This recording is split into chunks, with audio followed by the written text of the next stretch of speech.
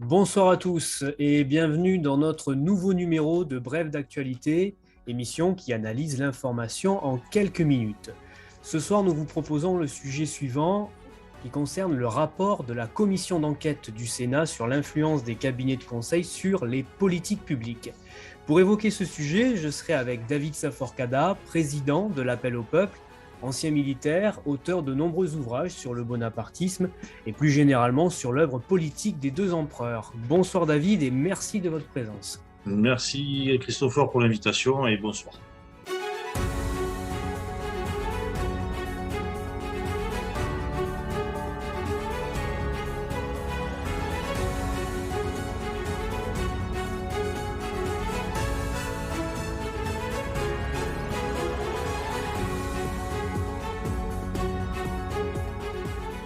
Donc le Sénat qui a créé une commission d'enquête sur l'influence croissante des cabinets de conseil privés sur les politiques publiques à la demande du groupe communiste républicain, citoyen et écologiste. Un rapport de 385 pages quand même qui met en lumière le côté obscur de ces cabinets privés qui conseillent l'État, à la fois sur sa stratégie, sur son organisation et sur ses infrastructures informatiques. Alors, la commission d'enquête du Sénat a investigué pendant 4 mois, a mené pas moins de 40 auditions et a analysé à minima 7300 documents. Les travaux de cette commission révèlent, selon ses propres termes, un phénomène tentaculaire, puisque ces cabinets de conseil interviennent au cœur des politiques publiques, ce qui soulève deux principales questions selon le Sénat. Notre vision de l'État et de sa souveraineté face à des cabinets privés, d'une part, la bonne utilisation des deniers publics, d'autre part. Ce rapport, particulièrement étoffé, met en exergue une dépense exorbitante de l'argent public à une période où, dans le même temps, des efforts sont demandés aux Français. En effet, des prestations de conseil ont représenté en 2021 plus d'1 milliard d'euros de dépenses qui semblent être parfaitement légitimes selon les mots du président candidat Emmanuel Macron. Alors, avec mon invité de ce soir, nous allons analyser ce qui pourrait être le scandale de la Macronie à quelques jours du premier tour de l'élection présidentielle. David Saforcada, en tant que président du parti politique de l'Appel au Peuple, et à la lumière des révélations faites dans ce rapport du Sénat, condamnez-vous les agissements du gouvernement dans cette affaire? Alors, ce que l'on peut condamner, effectivement, dans un premier temps, c'est la façon avec laquelle il minimise la chose. Voilà, c'est déjà sur ça. Ensuite, sur laquelle on peut les condamner, c'est sur le fait dont notamment le président de la République lui-même prend les gens de haut sur ce sujet. On l'a vu dans ses différentes interventions, allant de la menace de demander à ses adversaires d'aller au pénal, etc., etc. Donc, on peut condamner ces choses-là. Ensuite, condamner le fait d'utiliser des cabinets extérieurs en soi n'est pas forcément condamnable. Ça se fait au sein des entreprises privées, ça se fait au sein des services publics. À l'occurrence, ce ne serait pas forcément condamnable. Ce qui est par contre condamnable, c'est petit 1 de faire appel à une société américaine, avec tout ce que ça peut entraîner derrière. Ce qui est condamnable, c'est le fait de dépenser de l'argent pour des rapports qui ne sont pas forcément faits, pour des choses qui ne sont pas appliquées. Et aussi, ce qui va être condamnable, c'est ensuite aussi le fait que, par exemple, pour ne pas les nommer, apparemment, on fait de l'optimisation fiscale monstrueuse, si on peut dire, en ne payant pas des impôts sur le territoire national. Donc oui, c'est condamnable, même si, à l'heure actuelle, après, il va falloir creuser un peu plus de sujets. Mais il n'y a rien d'illégal. Mais bon, qui est légal n'est pas forcément moral. Et c'est là où ça peut poser problème aussi, et c'est là où c'est condamnable. D'ailleurs, les ministres qui ont été appelés récemment pour défendre, entre guillemets, cet usage intensif de ces cabinets de conseil, disaient que sous Nicolas Sarkozy, ça s'était largement employé. Après, ce sont les chiffres aussi qui démontrent ce côté exorbitant. Oui, mais bon, ça, c'est l'excuse, c'est presque une excuse de cours de récréation. J'ai jeté mon chewing-gum par terre parce que mon petit copain a jeté son chewing-gum par terre. Bon, voilà. Donc, si on pourrait aller loin, effectivement, dans ce genre de raisonnement, qui, pour moi, sont plus des raisonnements de cours d'école que de personnalités politiques ou de membres d'un gouvernement sérieux. Voilà.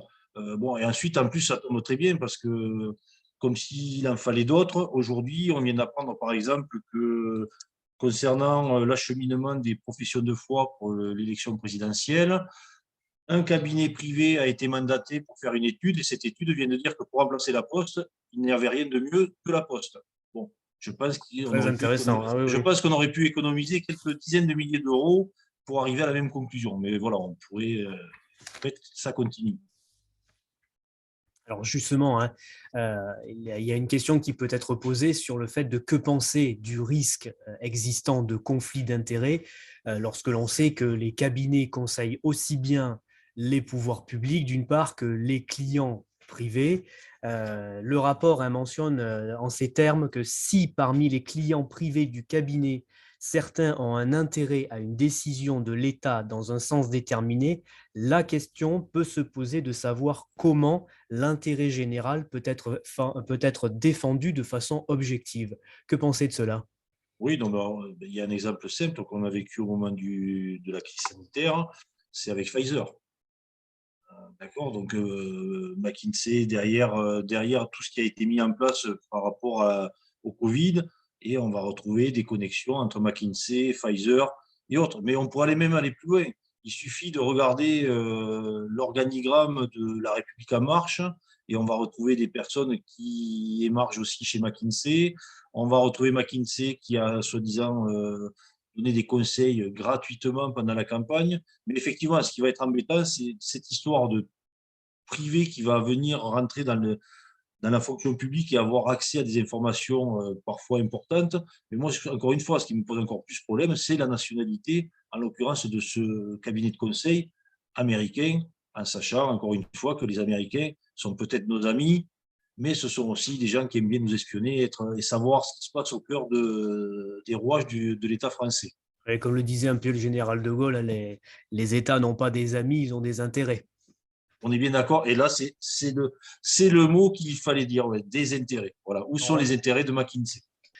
L'utilisation d'un cabinet américain peut peut-être, d'autant plus que, encore une fois, hein, on est vraiment dans la signature du en même temps du président de la République aujourd'hui. C'est que en même temps, il vient dans les salons défendre le fabriqué en France qu'il nomme Made in France, et il n'hésite pas à, encore une fois, privilégier des sociétés américaines, notamment dans le conseil avec McKinsey et tous les autres prestataires dans cette affaire. Tout à fait. Tout à fait. Et en plus, de notre côté, ça veut dire aussi, c'est ça qui peut être inquiétant, c'est que soit on est tombé sur un gouvernement qui a décidé de passer au-dessus de la haute fonction publique et de tous les fonctionnaires capables de faire des analyses comme les fonds McKinsey. Alors, ça ne veut pas dire qu'on a des spécialistes en tout et partout. Il faut savoir reconnaître qu'on n'est pas forcément spécialiste dans une matière ou dans un domaine. Et effectivement, on peut faire appel à des extérieurs. Bon, là, en l'occurrence, des extérieurs étrangers, ça pose problème. Mais moi, ce qui m'interroge, c'est alors, est-ce que nous avons un gouvernement qui, comment dire, a décidé de passer au-dessus de cette haute fonction publique parce qu'elle ne la considère pas? Ou alors, est-ce que nous avons aujourd'hui une fonction publique qui n'est plus forcément à la hauteur des défis actuels? Ça, on peut aussi se poser la question, mais c'est quand même un peu bizarre. D'autant plus que, alors je vais revenir sur le cas, par exemple, de la gestion de la crise sanitaire. Nous n'avions absolument pas besoin d'un cabinet extérieur pour être en mesure de mettre en place une chaîne logistique, etc. Nous avons l'armée française qui est capable de faire ce genre de choses. En quelques heures, elle a été capable de mettre en place l'opération Serval, par exemple. Donc, je pense qu'au niveau militaire, nous avions les compétences suffisantes pour gérer ce souci de logistique, par exemple. Dans d'autres domaines, c'est pareil. Nos fonctionnaires, que ce soit la haute fonction publique, même nos fonctionnaires en général, pour la majorité d'entre eux, sont des gens compétents qui sont capables d'apporter des évaluations et des informations qui vont amener à prendre les bonnes décisions, ou en tout cas les décisions les moins pires.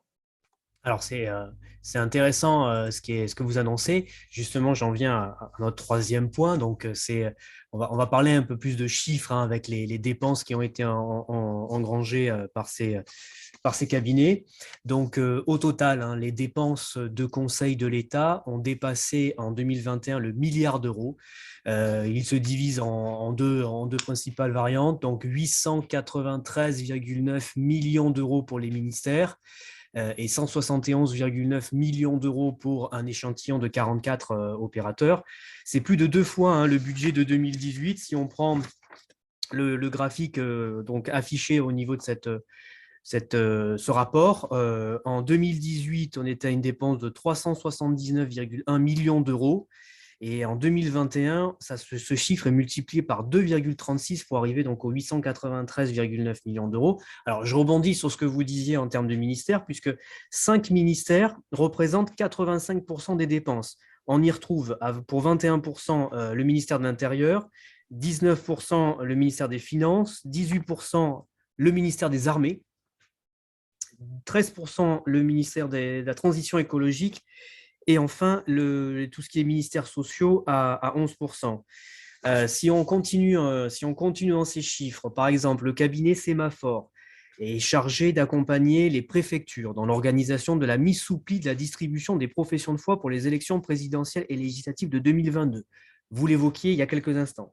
Le montant, c'est 289 785 euros.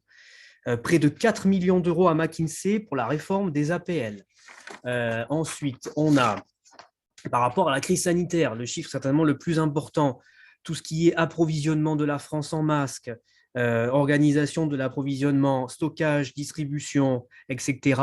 68 commandes ont été passées pour un montant total de 41 millions d'euros. Et si on fait une moyenne journalière, ça fait 2168 euros par jour. Parler de la Convention citoyenne pour le climat, 1,9 million d'euros. Et ce qui est intéressant, c'est quand on analyse les consultations organisées sur les états généraux de la justice, pour passer à ce dernier point, ça a coûté près d'1 million d'euros. Et qu'est-ce qu'ils ont fait? Outre une plateforme en ligne, nous dit le rapport, des ateliers délibératifs sont organisés avec 48 citoyens volontaires et les participants devaient déposer un post-it sur un tableau blanc et pour répondre à la question de qu'est-ce que pour vous la justice idéale. Il procédait ensuite à la lecture d'un nuage de mots constitués. Après, il vote avec des gommettes vertes, jaunes et rouges. Donc, pour 1 million d'euros, ça fait des belles gommettes certainement. Et j'en viens à ma question. Ma question est la suivante. Donc, ne pourrait-on pas croire que l'argent public est gaspillé lorsque l'on entend les discours demandant aux Français de faire toujours plus d'efforts? Le gaspillage est évident. Si on en revient, je dis, donc si on arrondit, 290 000 euros de dépensés pour dire qu'il n'y a rien de mieux que la Poste pour remplacer la Poste. Bon, je pense que n'importe quel citoyen aurait pu avoir ce raisonnement. Bon, voilà, on est dans la stupidité la plus totale. Et vous en revenez toujours à la même chose. Dépenser des sommes astronomiques pour demander à des citoyens de mettre des post-it sur un tableau, bon, je pense que n'importe quel fonctionnaire lambda du ministère de la Justice était capable d'animer une réunion de ce genre et ça n'aurait coûté que ses émoluments, que son salaire. Voilà. Mais à la décharge, entre guillemets, du gouvernement, ce qui est malheureux, c'est que ce genre de choses, on va le retrouver à des échelons plus bas. Si je devais prendre un exemple sur ma commune, la municipalité a fait appel à un cabinet extérieur pour délibérer sur l'emplacement de la future école. Et effectivement, ils ont payé plus de 10 000 euros des personnes qui ont fait coller des post-it sur un tableau blanc. Donc, on est dans cette gabegie, comment dire, oui, dans cette gabegie. Ce n'est pas leur argent. Donc, pour eux, ce n'est pas un problème. Effectivement, par contre, demander à côté aux Français à faire des efforts budgétaires, de baisser d'1 degré leur chauffage, de ne pas prendre leur voiture, d'arrêter de manger des pommes. Enfin, là, je dis n'importe quoi, mais voilà. Alors qu'à côté, on va dépenser un pognon de dingue, encore une fois, on aime bien reprendre cette expression de notre cher président. Voilà. Et puis, surtout, moi, je pars toujours du principe, on est toujours prêt à payer quelque chose qui va être efficace et qui va nous amener une plus-value. Dans la majorité des cas que vous avez cités, et on pourrait en citer d'autres, il n'y a pas eu de plus-value, et même parfois ça a été pire. Il y a des centaines de milliers d'euros qui ont été dépensés pour des rapports qui n'ont jamais été donnés, qui n'ont jamais été suivis des faits. Et c'est là où on se rend compte que c'est dramatique, et c'est là où on peut s'interroger, notamment encore une fois pour McKinsey, sur est-ce qu'on n'est pas là dans un retour d'ascenseur par rapport à ce qui a été fait durant la campagne présidentielle de 2017 et autres. Plus après les cadeaux fiscaux, encore une fois, sur lesquels on peut revenir. Mais effectivement, on est face à un gaspillage qui commence à devenir lassant, pour ne pas dire autre chose. Et je comprendrai aisément que l'on ait de nouveau des gilets jaunes sur les ronds-points dans quelques semaines. Au bout d'un Surtout moment, que ça ne peut plus durer. les échéances électorales sont dans quelques jours. Le premier tour, c'est la fin de semaine prochaine. Et justement, hein, il y a eu en effet dans ce rapport démontré qu'il y a des missions qui ne sont pas allées jusqu'au bout, notamment en effet avec les gilets jaunes ou la crise sanitaire, mais les cabinets ont été payés.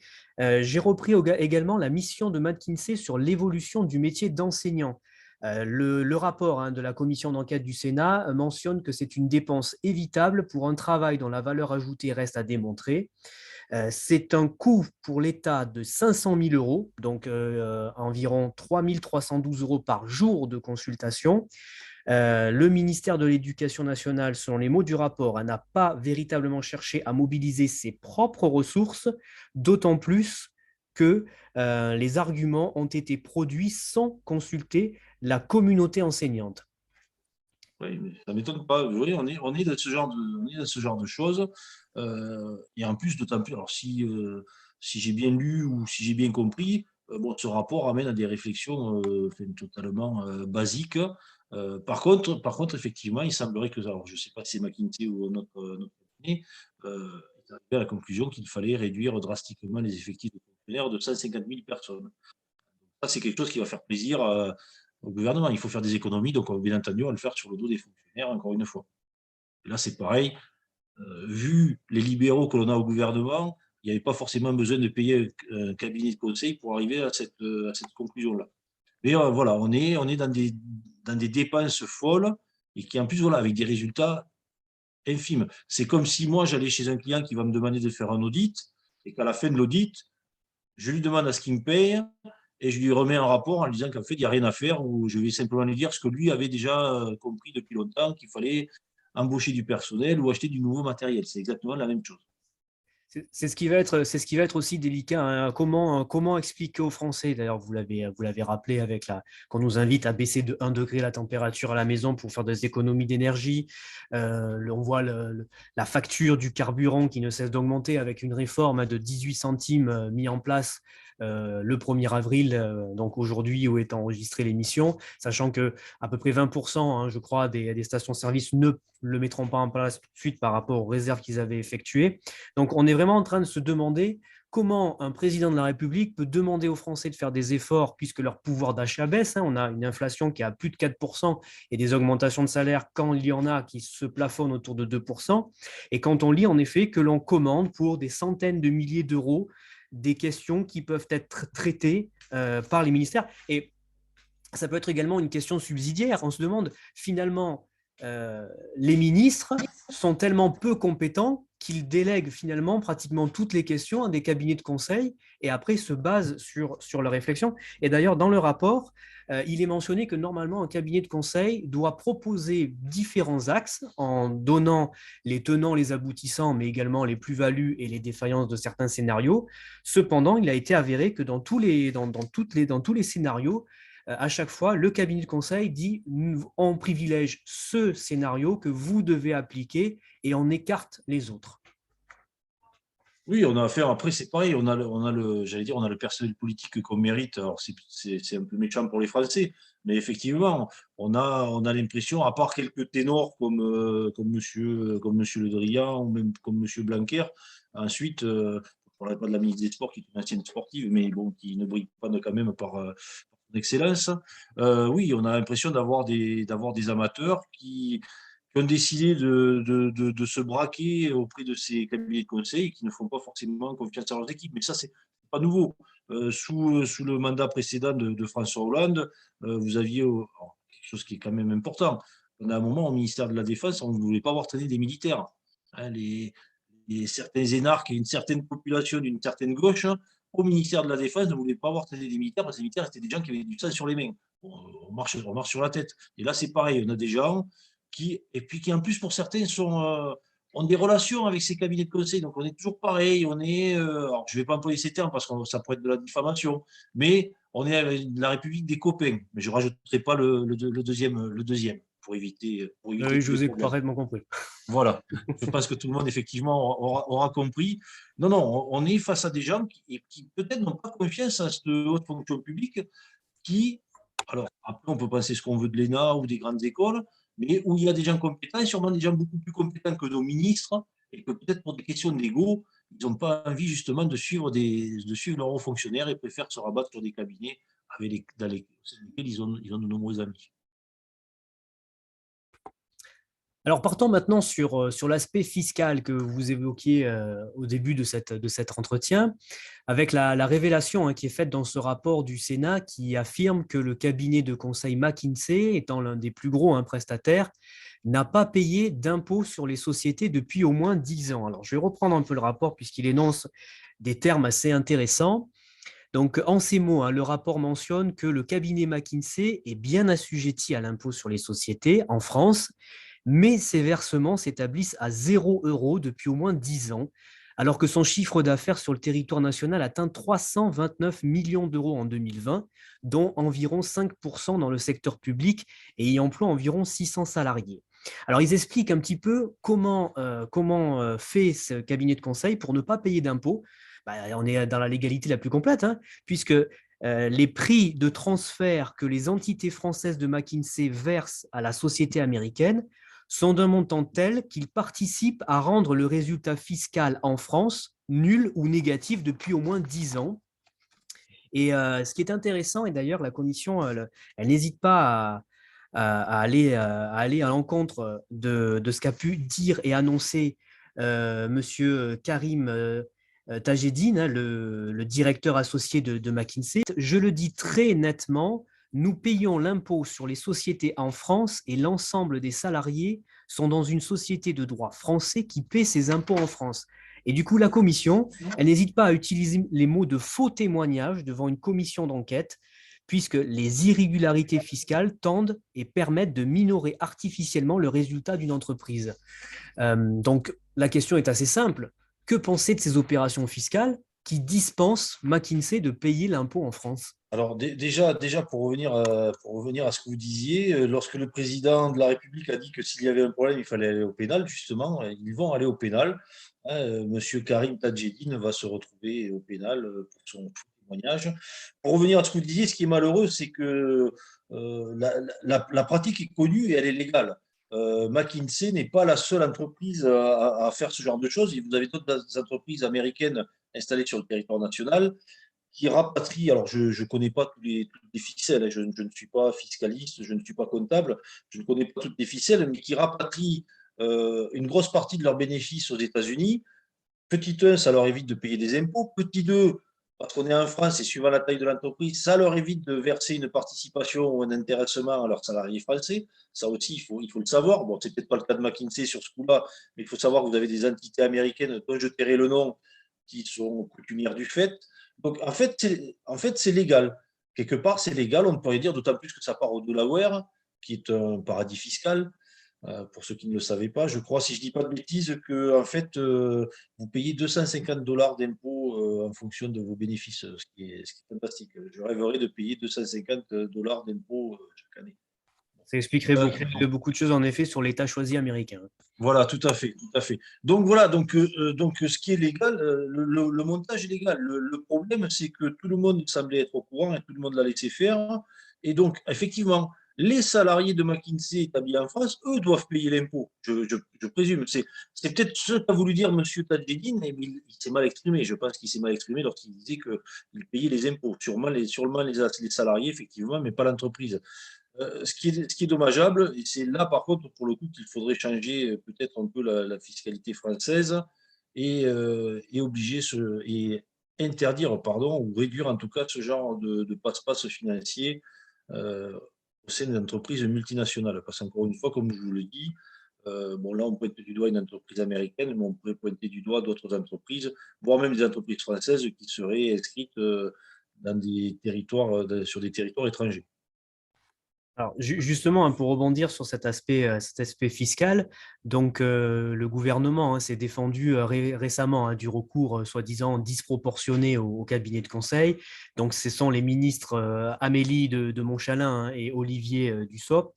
Et le ministre du budget également, quand on lui a parlé le fait que McKinsey ne payait pas d'impôts en France depuis plus de 10 ans, il s'est contenté de dire que le secret fiscal, d'invoquer pardon, le secret fiscal, tout en rappelant qu'en moyenne, en France, une entreprise était contrôlée par Bercy tous les 12 ans. Non, non, c'est ce que je vous disais. Nous, on a l'impression qu'on a une classe politique, on a un gouvernement qui est à l'image du président de la République, c'est-à-dire qu'ils vont prendre de haut tout ce que l'on va pouvoir leur dire et vont détourner les réponses en prenant les gens pour des imbéciles. Alors, effectivement, hein, encore une fois, je ne suis pas fiscaliste. Si le ministre nous dit qu'une entreprise a un contrôle fiscal tous les 12 ans, je veux bien le croire. Simplement, là, on n'a pas affaire à n'importe quoi comme entreprise. On a affaire à une entreprise qui est payé grassement par les deniers publics et qui est au sein de la structure étatique et donc au sein de certains secrets. Alors, je ne vais pas parler de secret défense, quoi, que vous me disiez qu'ils avaient apparemment des cabinets conseils étaient intervenus auprès du ministère de la Ah oui, Défense. le Donc, ministère de la Défense est largement partie prenante, hein, donc en effet, bon, la question est ouverte, hein. donc voilà, et ensuite, une entreprise ou des entreprises, en tout cas, on va parler de McKinsey, une entreprise qui est au cœur de notre souveraineté. Donc, je pense que là, effectivement, on ne va pas attendre 12 ans pour faire un contrôle. Mais encore une fois, voilà, on va aller se cacher. C'est ce que je vous disais. Je viens de me faire doubler par une voiture à 200 km/h sur l'autoroute, donc je vais avoir le droit de rouler à 200 km/h. Voilà, on va se cacher derrière des choses pour éviter de montrer aux Français les villages, c'est-à-dire qu'on a une entreprise qui, alors je ne peux pas dire qu'elle triche, c'est légal, mais encore une fois, ce n'est pas moral. Voilà. Et actuellement, eh bien, si M. Macron veut espérer être au second tour et veut espérer être de nouveau président de la République, il faut éviter certaines choses. Mais c'est pareil, on pourrait s'étonner, de la frilosité du parquet national financier qui ne s'est pas saisi de cette affaire, hein, alors que François Fillon, pour une affaire de costume, avait été. Alors, pourtant, François Fillon n'est pas ma tasse de thé. Mais voilà, Oui, il on faut en pourrait, effet analyser objectivement, oui. voilà, on pourrait analyser objectivement et on pourrait s'étonner que rien ne soit, que la justice ne se saisisse pas de ce cas-là. Alors justement, est-ce que par rapport à ces dépenses vertigineuses, on n'arriverait pas à finalement la facture du quoi qu'il en coûte? Si on reprend les chiffres de 2018 à 2021, comme je vous l'avais évoqué tout à l'heure lors du début de notre entretien, pour 2018, la facture s'élève à 379 millions d'euros. En 2019, ça grimpe un peu plus, on est à 539 millions. En 2020, on est à 617 millions d'euros. Donc là, on est quand même dans le cœur de la crise sanitaire qui a commencé en 2020. Et alors là, on fait un bond vertigineux en 2021 à 893,9 millions d'euros. Et justement, quand on reprend on va dire les justificatifs, les justifications de nos ministres, ils nous disent les 893,9 millions d'euros de dépenses de l'ensemble des ministères. Selon Amélie de Montchalin, il s'agit de manipulation grossière quand on parle de ces chiffres, de désinformation, puisque finalement, c'est le quoi qu'il en coûte à demander une énergie considérable à l'administration. Et oui, le gouvernement assume pleinement que dans ces circonstances exceptionnelles, il a dû s'appuyer sur des renforts. Elle mentionne que l'État ne lésine pas pour protéger les Français. Et là où, par contre, vous allez me dire un peu ce que vous en pensez, mais moi, ça m'a quand même choqué. Quand finalement, c'est Amélie de Montchalin analyse cette somme de 893,9 millions d'euros, ben, elle nous dit que finalement, ça ne représente que 0,3% de la masse salariale de l'État, autrement dit, une goutte d'eau. Oui, non, mais encore une fois, voilà, pour eux, c'est une goutte d'eau, c'est normal, ce n'est pas leur argent. Mais ensuite, ce qui est encore une fois désolant, le quoi qu'il en coûte, pourquoi pas? Pourquoi pas? Mais à ce moment-là, on va faire la différence entre de la dépense et de l'investissement. Le quoi qu'il en coûte pour investir pour l'avenir, pour nos enfants, pour la France, etc., on peut le comprendre. Les dépenses, par contre, qui n'amènent rien du tout, c'est ça qui est totalement inadmissible. Le quoi qu'il en coûte, je reprends encore la question de défense, parce que vous l'avez souligné, je suis un ancien militaire, donc je suis quand même attaché à ces questions-là. Le quoi qu'il en coûte de faire de l'investissement pour acheter des nouveaux véhicules blindés ou pour remettre à niveau des aéronefs ou autres, c'est de l'investissement qui vont être utiles pour la défense de la nation. Encore une fois, dépenser 900 000 euros pour coller 3 post-it sur un tableau blanc et ne pas aller jusqu'au bout du raisonnement, là, on est sur de la dépense pure et ça, c'est totalement inadmissible. Voilà. Mais ce sont des choses qui n'arrivent pas à comprendre. Encore une fois, c'est pareil. Si on reste sur la crise sanitaire, Alors, on va reprendre le cas de Pfizer. C'est mon opinion et certains ne la partageront pas et je serai d'accord avec eux quelque part. Euh, le cabinet de conseil aurait conseillé justement à l'État français de mettre un pognon dingue sur Sanofi pour que nous ayons un vaccin français. Je l'aurais totalement compris parce que ça aurait été de l'investissement, ça aurait amené de l'emploi, ça aurait amené de la recherche, etc. Non, on va nous faire acheter du Pfizer. Donc voilà, et là on est sur de la dépense. Pareil, on va nous demander actuellement, avec ce qui va se passer avec l'approvisionnement en gaz ou autre, de peut-être acheter du gaz de schiste ou peut-être de revenir aux centrales à charbon. Moi, j'aurais préféré avoir un cabinet de conseil qui conseille notre gouvernement de se tourner vers les énergies propres comme les énergies de la mer ou la méthanisation, ces choses-là. Et là, on était sur de l'investissement, on n'est pas sur de la dépense. Voilà, moi, c'est ça que je reproche. Le quoi qu'il en coûte sur de l'investissement, oui. Sur de la dépense pure et inefficace, non. Surtout ouais, que finalement, à la fin de cette allocution de ces deux ministres, il y a eu quand même un aveu qu'ils disent que oui, il est nécessaire et notamment prévu de diminuer d'au moins 15% le recours au cabinet de conseil dès cette année. Donc, preuve en est que la tâche est déjà présente. Et ça relève aussi une pratique un peu douteuse, puisque la commission d'enquête du Sénat mentionne une influence qui est avérée dans la prise de décision publique. On en parlait un petit peu au début de cette émission. Et il y a un fait quand même assez important, et vous allez me dire un peu ce que vous en pensez. Puisque l'intervention des consultants doit rester discrète, hein, c'est ce qu'on leur demande. Mais en fait, dans la pratique, la réalité courante dans le secteur du conseil, c'est que les consultants peuvent travailler en ce qu'ils appellent en équipe intégrée chez leurs clients et sont alors quasiment assimilés à des agents publics. Et en fait, pendant la crise sanitaire, ils ont par exemple rédigé des notes administratives sous le sceau de l'administration et pas sous le sceau de leur cabinet de conseil. Donc, et certains mentionnent le rapport disposer même d'une adresse électronique du ministère. Alors, cette méthode de travail renforce l'opacité des prestations de conseil car elle ne permet pas de distinguer l'apport des consultants. Et ce qui est qu'on peut analyser également comme tromperie, j'en terminerai là-dessus, je vous laisserai répondre, notamment les syndicats, puisque se sont émus du guide du télétravail dans la fonction publique qui a été rédigé par Alixio, sous-traitant de McKinsey. La somme est de 235 620 euros. Eh bien, les syndicats disent que tout le monde était persuadé qu'ils avaient affaire à l'administration alors que c'était le cabinet de conseil. Selon vous, tromperie ou pas tromperie?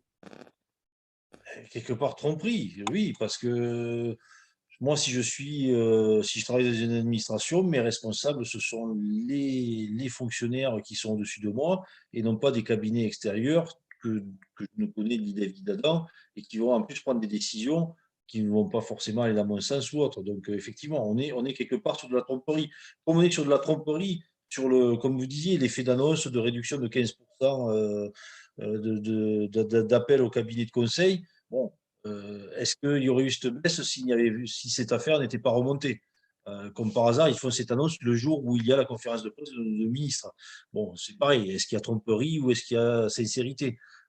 À un moment donné, je pense qu'il voilà, il faut arrêter de prendre les Français pour des imbéciles, que ce soit le Français de lambda ou le Français qui travaille dans l'administration et qui lui aussi, quelque part, a été pris pour un imbécile. Pour certains, mettez-vous à la place de certains fonctionnaires, comme vous le dites, qui ont peut-être reçu des notes de service, qui ont peut-être même reçu alors peut-être pas des blâmes, mais des réflexions ou autres par des gens qui n'étaient absolument pas membres de l'administration publique.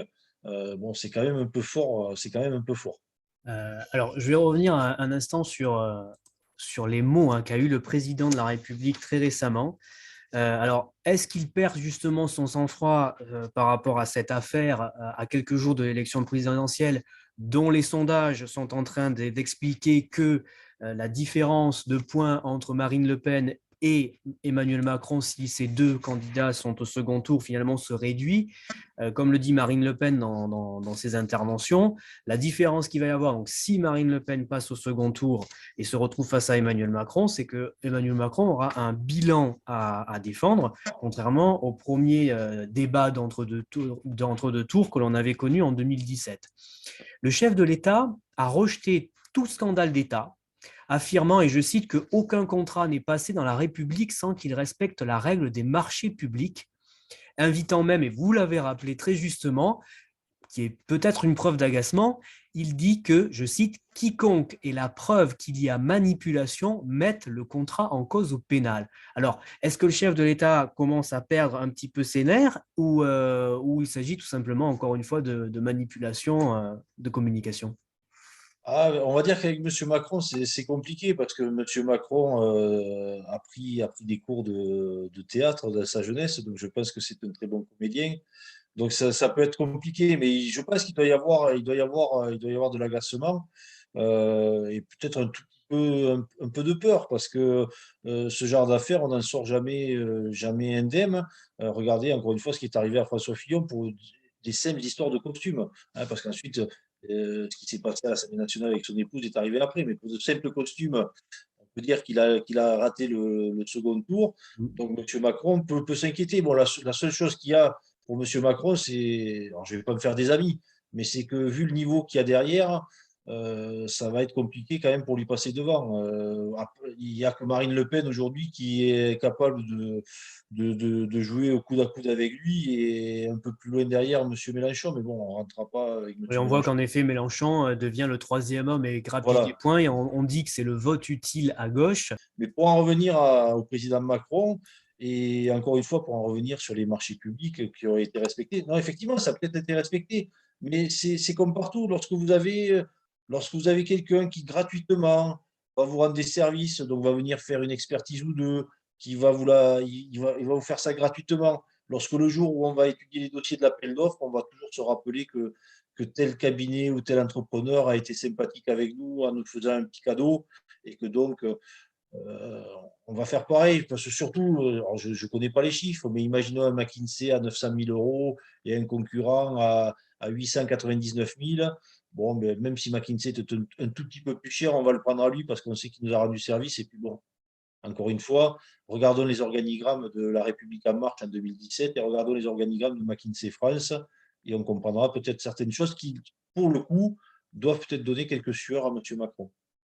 Et notamment, on voit Eric Anso sur son compte Twitter n'a pas hésité à justement publier cet organigramme qui pose aujourd'hui la question de la légitimité d'utiliser tel cabinet de conseil et pas tel autre si des ramifications existent entre les membres du gouvernement et ces cabinets de conseil. Tout à fait. Mais après c'est pareil. Mais je pense encore une fois, on a peut-être affaire, alors, je ne vais pas dire des amateurs, mais on le voit aussi pour la campagne. Normalement, un ministre n'est pas autorisé de se servir de ses moyens de ministre pour faire campagne. Et on va voir certains ministres sur leur site internet du ministère faire campagne pour le président Macron. Jean Castex aller distribuer des tracts du président Macron. Enfin, voilà, amateurisme. Alors, excusez-moi pour le terme, foutage de gueule. Euh, on peut s'interroger, mais aujourd'hui, tout est possible avec notre président. Donc, on ne va plus s'étonner de rien. Alors justement, une question assez simple par rapport à ces positions tenues par les ministres, par le président de la République. Est-ce qu'on peut dire que par ces déclarations, à la fois donc les ministres et le président de la République, mettent-ils en cause la sincérité du rapport sénatorial? Ouais, je pense que oui. Bon, et après, il ne faut pas se cacher que c'est la seule assemblée où ils n'ont pas la majorité, donc ils remettront en cause et ils mettront ça sur le dos d'une attaque politique et non pas d'une attaque sérieuse et d'une enquête sérieuse. Bon, ça, on va dire que c'est de bonne guerre. Mais effectivement, ils n'ont pas la majorité, donc ils sont bien embêtés de ce côté-là. Ils n'ont pas en face d'eux des godillots comme ils ont à l'Assemblée nationale. Donc, ça change beaucoup de choses. Alors du coup, j'en viens à la conclusion de ce rapport donc, qui édicte les principales propositions de la commission d'enquête. La commission d'enquête propose donc en finir avec l'opacité des prestations de conseil, en publiant par exemple chaque année en données ouvertes la liste des prestations de conseil de l'État et de ses opérateurs, de présenter les prestations de conseil dans le bilan social unique pour permettre aux représentants des agents publics d'en débattre, d'interdire aux cabinets de conseil d'utiliser le logo de l'administration dans leurs livrables pour plus de clarté et de traçabilité dans leurs prestations. Ça, c'est le premier volet, donc en finir avec l'opacité des prestations de conseil. La deuxième proposition de la commission d'enquête, c'est de mieux encadrer le recours au cabinet de conseil, parce que vous l'avez à juste titre mentionné, l'utilisation des cabinets de conseil ne prend pas naissance avec ce quinquennat. Il a été utilisé depuis bien des quinquennats. Ce qui choque aujourd'hui, c'est en effet l'argent public qui est dépensé. Donc, la proposition qui est faite par la commission d'enquête du Sénat, cette deuxième proposition, c'est de mieux encadrer le recours au cabinet de conseil, c'est-à-dire évaluer systématiquement les prestations de conseil et appliquer des pénalités lorsque des cabinets ne donnent pas satisfaction, cartographier les compétences dans les ministères. Je pense que c'est un élément important puisqu'on va chercher des réponses à des questions que l'on ne se pose même pas. Donc, savoir en effet si nous ne possédons pas, si les ministères ne possèdent pas la compétence, et vous en avez fait un exemple avec notamment le ministère des Armées, pour justement élaborer un plan de réinternalisation pour mieux valoriser les compétences internes et moins recourir au cabinet de conseil. Et enfin, la troisième proposition, c'est de renforcer les règles déontologiques des cabinets de conseil en imposant, par exemple, une déclaration d'intérêt aux consultants, d'exclure des marchés publics des cabinets qui n'ont pas respecté leurs obligations déontologiques, de prévoir la destruction systématique des données confiées. Alors, cette dernière question serait tout simplement quelles conséquences tirer de ce rapport mené par la commission d'enquête du Sénat? Déjà, il y a une chose qui m'étonne aussi, c'est qu'il n'est pas fait référence dans ses conclusions de faire appel uniquement à des cabinets de conseil français. C'est vrai, Euh, c'est vrai. oui, oui, j'ai lu plusieurs sénateurs ou personnes qui ont participé à la commission d'enquête émettre des soucis sur la souveraineté, et dans leur conclusion, il n'y a pas de trace de souveraineté. Là, ça aurait été quelque chose d'intéressant de le mettre. Ah, moi, ça veut dire qu'on n'a pas de cabinet de conseil valable en France, ce qui m'étonnerait. Bon, voilà. Sinon, pour tout ce qui a été énoncé, on est d'accord, mais voilà, encore une fois, alors, ce qui est dommage, encore une fois, c'est que, comme on l'a déjà souligné, ça ne date pas d'aujourd'hui. Alors, effectivement, aujourd'hui, les chiffres sont astronomiques, mais il aurait peut-être fallu, encore une fois, se réveiller avant par rapport à ce genre de pratique, et surtout, à un moment donné, s'interroger sur, encore une fois, le fait comment se fait-il que l'on n'ait pas justement certaines compétences dans nos ministères ou dans notre haute fonction publique. Là, il y a peut-être des choses à changer, créer des passerelles entre le public et le privé pour pouvoir aller chercher des compétences.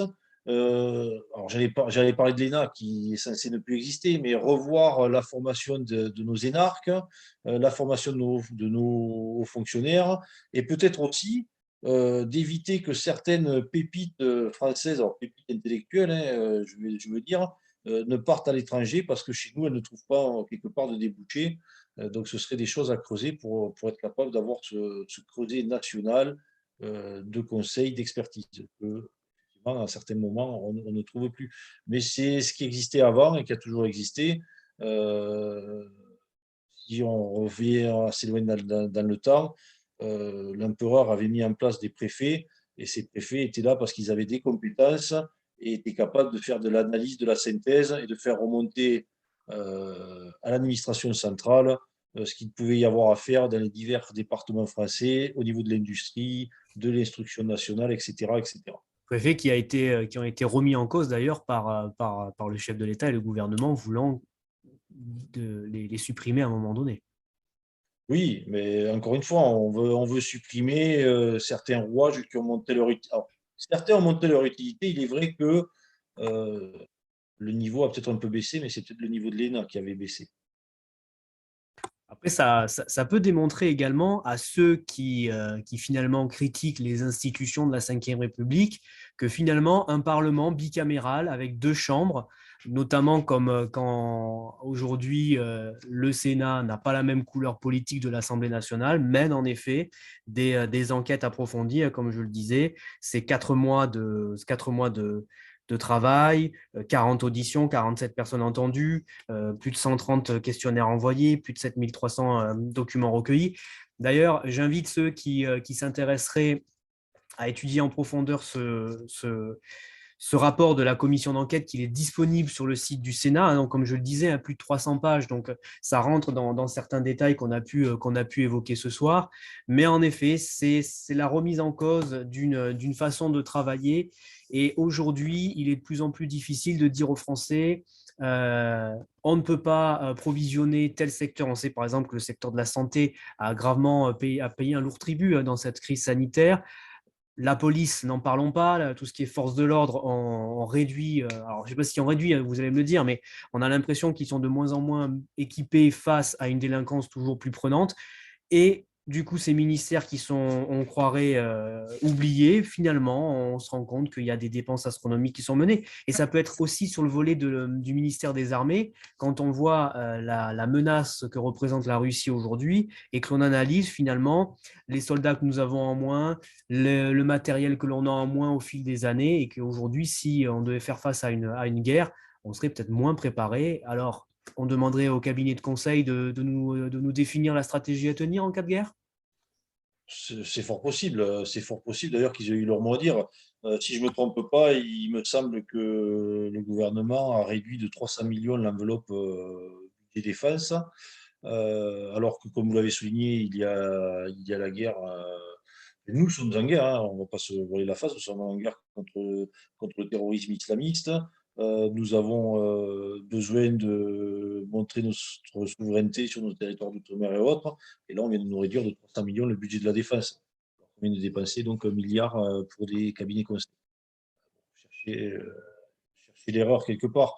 Mais oui, que ça soit pour les forces de l'ordre. Alors, encore une fois, si le cabinet de conseil est venu pour faire de l'investissement, alors l'investissement, c'est pas forcément que du matériel, ça peut être de l'investissement humain, etc. Mais là, c'est pas le cas.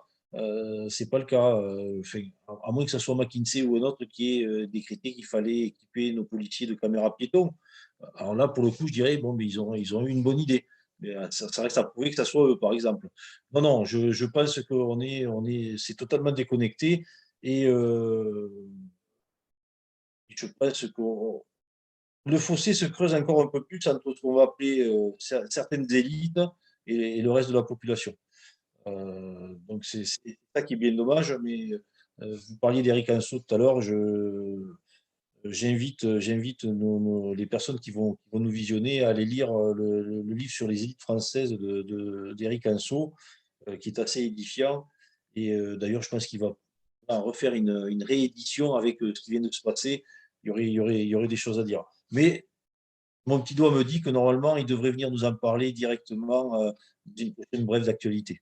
C'est pas impossible, et nous mettrons le lien du bouquin d'Éric Anso dans le descriptif de cette vidéo. Alors, en conclusion, hein, de tout ce que nous avons évoqué ce soir, donc en effet, l'échéance présidentielle, l'échéance de l'élection présidentielle arrive dans quelques jours. Finalement, pensez-vous que toutes ces vérités, hein, qui éclatent au grand jour pourraient affaiblir le président candidat aujourd'hui?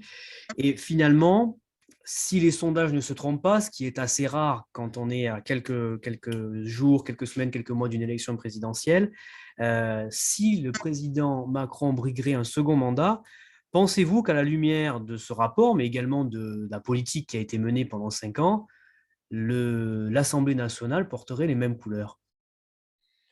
Très, très bonne question. Très bonne question. Enfin, ça va être très compliqué. Alors après, il va falloir voir qui va remporter l'élection présidentielle.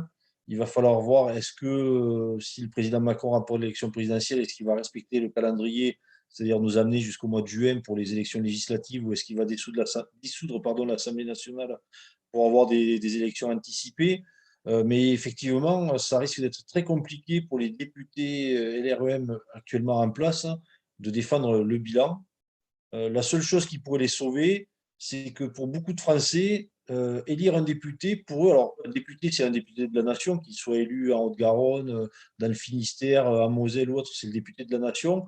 Mais beaucoup ont encore cette attache locale. Et ce qui pourrait sauver les députés certains députés de la République en marche, c'est leur implantation locale et le travail en local qui a été fait par certains. Que tous n'ont pas démérité si certains ont fait leur travail, notamment en local. Mais effectivement, on pourrait se retrouver avec une Assemblée nationale avec une couleur différente du président de la République si ce président était Emmanuel Macron. Maintenant, quelle serait la force politique qui remporterait la majorité? C'est une autre question. Et si c'est pour avoir les républicains de Mme Pécresse, blanc bonnet et bonnet blanc, je pense qu'on n'y verrait pas grande différence. Je pense que ça pourrait être un sujet prochain où j'aurai plaisir de vous inviter. En Avec attendant, plaisir. j'ai cru comprendre que des bonapartistes pourraient être candidats aux élections législatives, mais je pense qu'on en saura plus d'ici quelques Oh, jours. oui, on en saura plus d'ici quelques jours, mais à titre personnel, je peux vous annoncer qu'en tant que président du mouvement de l'appel au peuple, je serai candidat aux élections législatives sur la Haute-Garonne, département qui m'est cher, où je suis né et où j'habite. Donc, je serai, moi, à titre personnel, candidat aux élections législatives. Et je peux vous garantir que l'appel au peuple aura des candidats aux élections législatives. Parfait. Ça fait combien de temps qu'on n'a pas vu des bonapartistes se présenter à des élections? À des élections législatives, sous les couleurs de l'appel au peuple, il Hmm. faudrait remonter à l'entre-deux-guerres du siècle dernier. Ouais. Voilà. Mais sinon, nous avions eu un candidat, enfin, nous avions eu deux candidats bonapartistes aux élections législatives de 2007, le regretté Thierry Chauffat et moi-même, qui en 2007 avait pris mon bâton de pèlerin pour porter ses couleurs, mais ce n'était pas sous les couleurs de l'appel au peuple à l'époque. Et justement, ça a été aussi le but de la renaissance de cet appel au peuple. Et je suis certain que le président d'honneur, qui était vice-président il y a quelque temps, regarde tout ça de là-haut et doit être fier de revoir des bonapartistes sous les couleurs de l'appel au peuple se présenter à des élections législatives et peut-être locales d'ici quelques années. On l'espère, on l'espère, on l'espère. Merci David pour avoir répondu Mais- présent ce soir, pour discuter de cette affaire qui se dévoile à quelques jours de l'élection présidentielle. Merci d'avoir Merci suivi à vous. cette vidéo, cette émission, et je vous dis à très bientôt pour un nouveau numéro de Bref d'actualité. Bonsoir David, bonsoir à tous. Bonsoir Christopher, bonsoir tout le monde.